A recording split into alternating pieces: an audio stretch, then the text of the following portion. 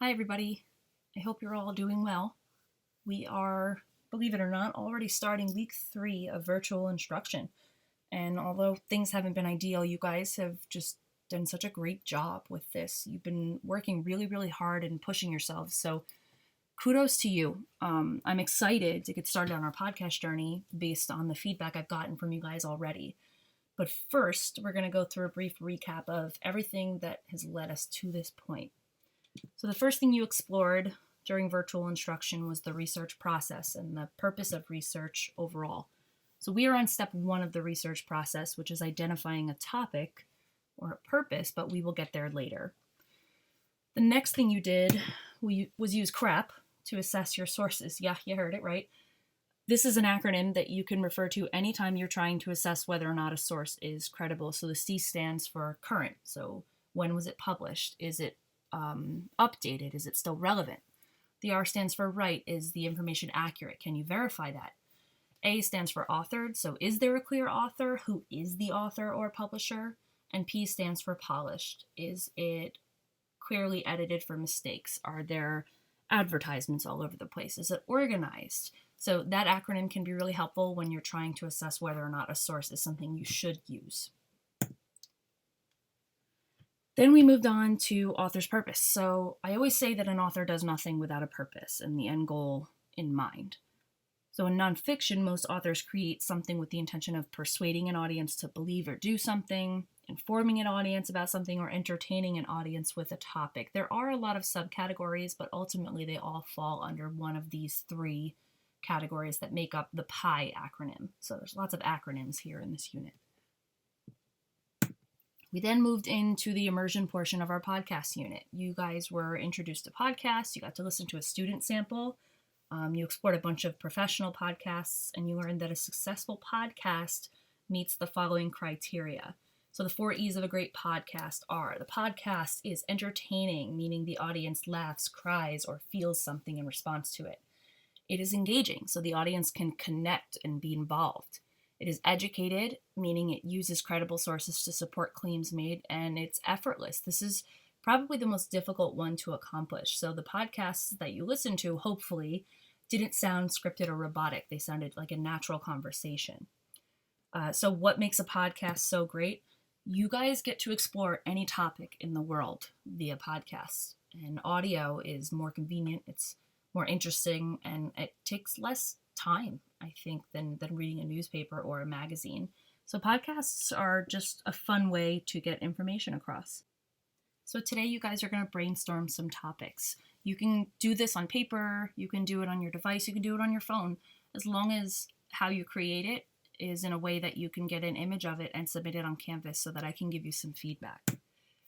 Your job is to make a list of every nonfiction topic that you, A, are passionate/care about, B, are knowledgeable about, or C, are fascinated by or curious about. And I'll get into the details about this in just a minute.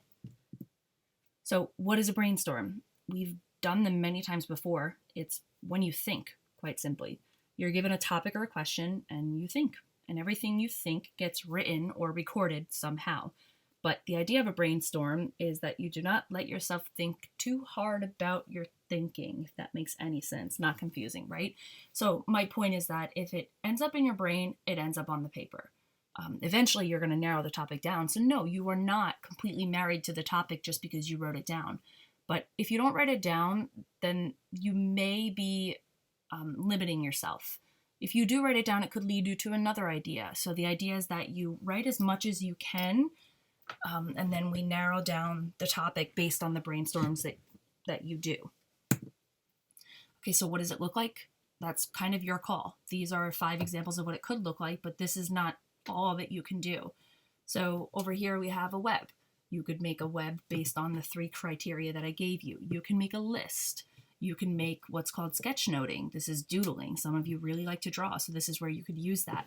You could make an outline. That's to my really organized people. Or you can do whatever it is this person did and make a circle and write a bunch of words in it.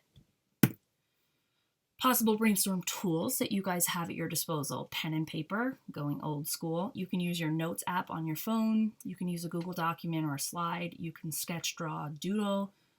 Or you can do two other things, which I'm going to show you how to use in just a minute. But please keep in mind that you don't have to use any of the tools up here if you have another one that you like. Okay, so I'm going to show you two, but you do not have to use them. So the first one is called a word cloud. So if you hit play and hit start, you just start making a list of words. So let's say you want to focus first on topics that you're passionate / you care about. So let's see, what do I care about? Animal cruelty, one of the things I really, really care about. Bullying and kindness in general. Maybe you care a lot about global warming or family values. All right. Your list will go on and on and on, but this is just for the sake of showing you how to use this resource. When you're done, you will hit create. It makes a list for you. If you don't like how it looks, you can click layout, you can change things up, you can change the font, you can change, this looks fun, the colors, okay? Now, what's important is that you know what to do when you're done. So when you are finished, there are ways that you can share this, but you have to create an account first. So what I would like you to do, instead of doing that, is A, take a screenshot of it and save that screenshot in your Google Drive, and then you could submit it on Canvas from there. Or if you do have resources where you can save it and share it, you're going to click save. It'll save it as a PDF. I know some of your Chromebooks don't really support that function, so that's why I'm giving you the options. No matter what, find a way to get it to me. Let's say you did that one on, like I did, topics you're passionate about, and you want to do another one for topics that you're knowledgeable about in different colors. You could create a Google document and simply paste all three in there and label them. The other resource is called MindMeister. So when you guys log into this, all you need to do is connect it to your Google account through school, so you don't need to create an account, and it's completely free.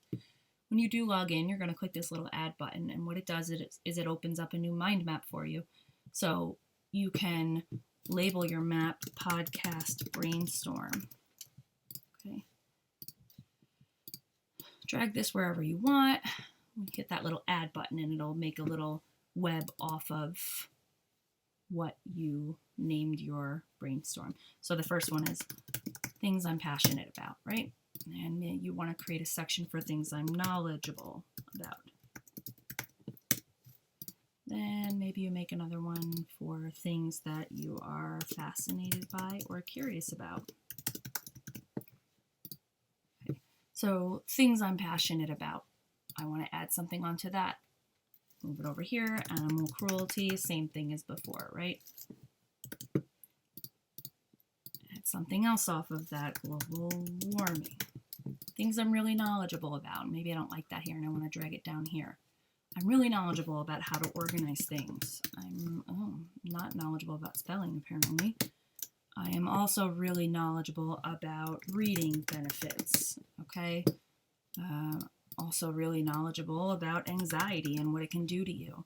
Now, the fascinated, curious topics are the things maybe you're not that knowledgeable about, but that you're really curious about. So dreams and nightmares are a really interesting topic. You also have things like conspiracy theories. I mean, llamas. Llamas are really interesting and fascinating, okay? So the idea is that yours is a lot more detailed, and you can play around with the colors and the font, and you can throw some emojis in there, whatever you want to do. Now, when you're done using MindMeister, if you choose to use MindMeister, personally, I would prefer you just take a screenshot and submit it on Canvas as an image, because that just seems to be the easiest way. If you don't want to do that, you can click Share and click on Link to Share. Copy that link and paste it as a Canvas submission. I have seen issues with this in the past, so if you're going to do that, please make sure it's because you cannot take a screenshot and you have no other option. Okay, so one more time, your job today is to create a brainstorm. The brainstorm can be made however you want. It can be in the form of a web, a list, an outline, a chart, whatever you prefer. Regardless, it must address all three bullets. 1, topics that you're passionate about or that you care about. 2, topics that you are really knowledgeable about. And 3, topics that you are fascinated or curious about. When you are ready to submit, this is what you will see. You click Submit Assignment. You can either put a text entry with a link to whatever you created. You can upload an image. You can go right from your Google Drive. There really should be no confusion or issue with submitting whatever it is you create. Please submit your brainstorm by 3 o'clock today so that way I can give you some feedback. And if you have questions, please, please, please come to the Canvas chat where I will be all day instead of messaging me in the inbox, which I don't read second by second throughout the day. All right, so good luck with your brainstorms and have fun exploring your topic.